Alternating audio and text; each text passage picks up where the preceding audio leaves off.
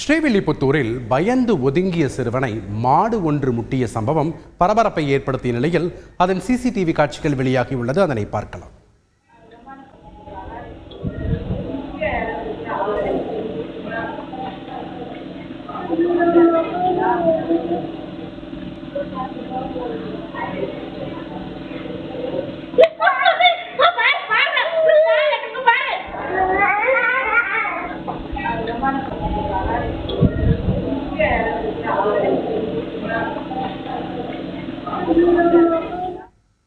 கூடுதல் தகவலை செய்தியாளர் கார்த்திக்கிடம் கேட்கலாம். வணக்கம் கார்த்திக், இந்த சம்பவத்தினுடைய பின்னணி என்ன? தற்போது அந்த மாடு முட்டிய சிறுவன் தற்போதைய நிலை எப்படி இருக்கிறது? விவரங்கள் என்ன?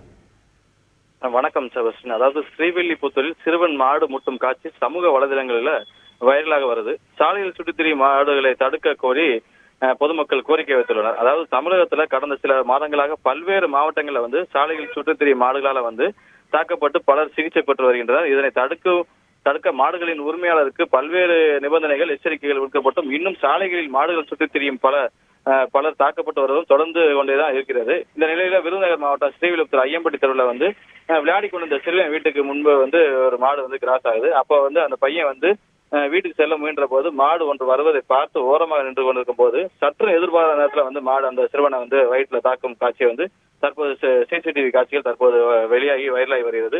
இந்த சிறுவன் ஸ்ரீவில்லிபுத்தூர் ஒரு தனியார் மருத்துவமனையில் சிகிச்சை பெற்று வராப்புல. நார்மலான ஒரு மருத்துவ சிகிச்சையில தான் இருக்காப்புல. ஒன்றும் பெரிய அளவில் பாதிப்பு இல்லை.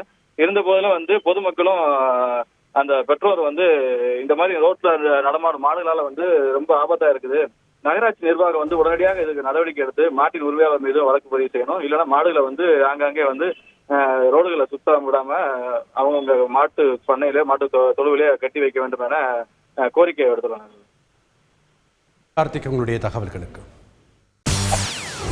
செய்திகளை உடனுக்குடன் தெரிந்து கொள்ள உடனே சப்ஸ்கிரைப் பண்ணுங்க.